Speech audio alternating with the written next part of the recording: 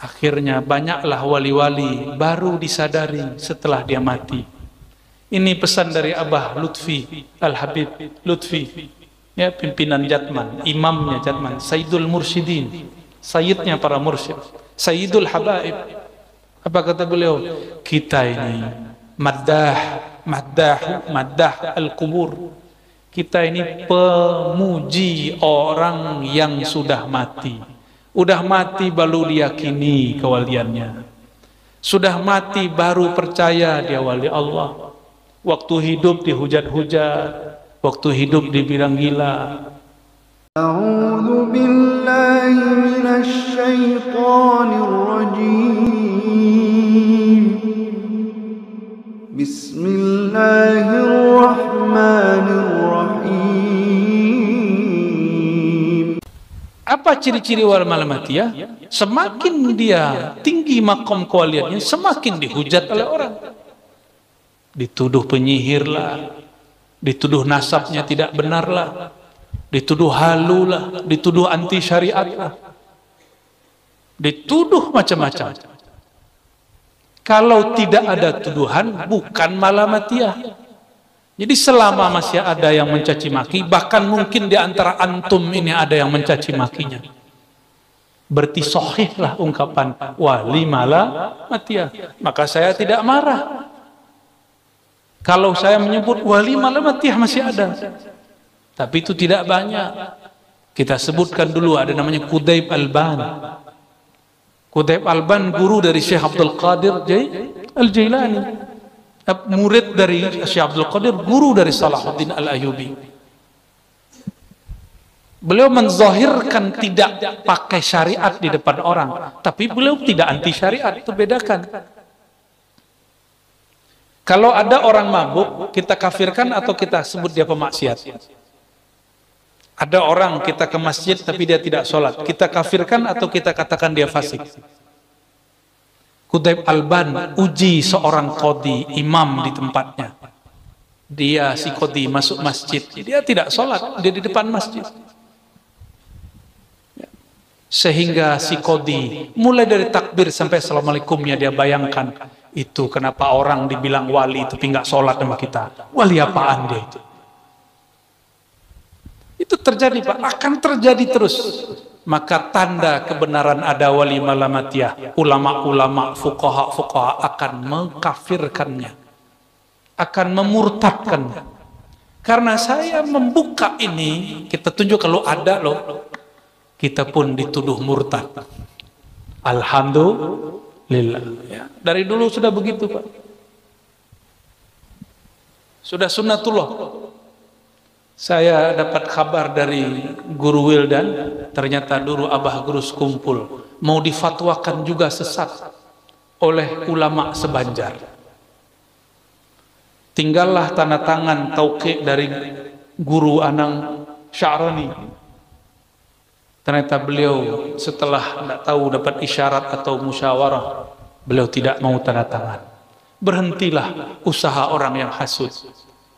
Jadi dulu yang anti ke ulama juga ulama, yang anti dengan torikot orang torikot juga nanti, yang anti kitab ini orang bisa baca kitab juga, orang yang ngaku nanti pewaris ilmu Syekh Datuk Kalampayan juga, siap-siap guru dituduh sesat. Akan begitu, ya, akan begitu. Saya disebutlah berguru kepada wali majzub, wali gila. Mereka buatlah video, ada orang gila lari, Wali Ar-Razi. Saya suka berguru ke siapa aja, Pak.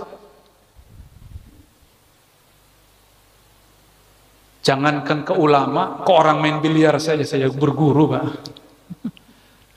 Mereka bayangannya ulama itu mesti pakai kayak beliau nih, ya, pakai sarung, kayak saya maksudnya, pakai begini, pakai kopiah, pakai serban. Itu bayangan orang awam. Sayangnya dia menyandang pakaian ulama, tapi pikirannya masih awam. Yang terbayang sama dia wali itu di tengah hutan.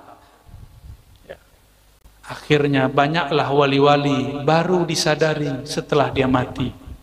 Ini pesan dari Abah Lutfi, Al-Habib Lutfi, ya, pimpinan Jatman, imamnya Jatman, Sayyidul Mursyidin, sayyidnya para mursyid, Sayyidul Habaib. Apa kata beliau? Kita ini maddah al-qubur. Kita ini pemuji orang yang sudah mati. Udah mati baru diyakini kewaliannya. Sudah mati baru percaya dia wali Allah. Waktu hidup dihujat-hujat, waktu hidup dibilang gila. Jangan dikira Datuk kelampaian dulu masa hidupnya aman-aman. Dia ngalami seperti yang dialami sekarang oleh para masyaikh-masyaikh kita. Sama Pak, ya. Supaya mudah-mudahan datang jazbahnya Allah. Apa arti jazbah tadi? Tarikan cinta Allah. Itulah sebabnya kenapa orang jazbah senang berteriak lagi zikir Allah, gitu. Itu jazbah.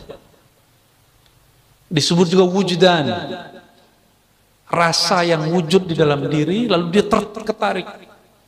Bahkan dulu masyaikh kami pingsan-pingsan guru, kalau ngaji begini pingsan, ya. Tidak jarang juga yang berteriak. Seingat saya waktu pengajian di mana ada salah satu jamaah kita berteriak Allah, ya. Tiba-tiba ada isyarat cara menenangkan dia waktu itu, ya. Saya begini waktu itu. Tapi itu nggak dibuat-buat Pak, itu begitu aja, nggak bisa diulang lagi. Ya. Orang itu disebut mengalami jazbah. Tapi itu jazbah dalam thariqah masih bisa dijaga. Nah, kalau jazbah yang kamilah seperti terjadi pada Al-Habib Syekhan, itu kamilah. Nah, orang-orang begitu hukumnya dihukumi seperti orang mabuk cinta kepada Allah. Kita nggak boleh menghukuminya dengan hukum syariat seperti biasa. Atas abdun, ya, yang demikian itu, atas hamba yang demikian itu, hingga hayran. Hayran itu salah satu ahwal yang terjadi pada sufi. Imam Ibn Arabi awal nulis kitab Al-Futuhat Al-Makkiyah memulainya dengan bab hayran. Bab hayran itu seperti ini. Kita kalau sholat, jika tidak diizinkan Allah, dapatkah, mampukah kita sholat? Enggak, ya? Makanya ketika ada hayya 'alas shalah, jawabannya berarti tidak sanggup aku ruku dan sujud kecuali dengan izin Allah.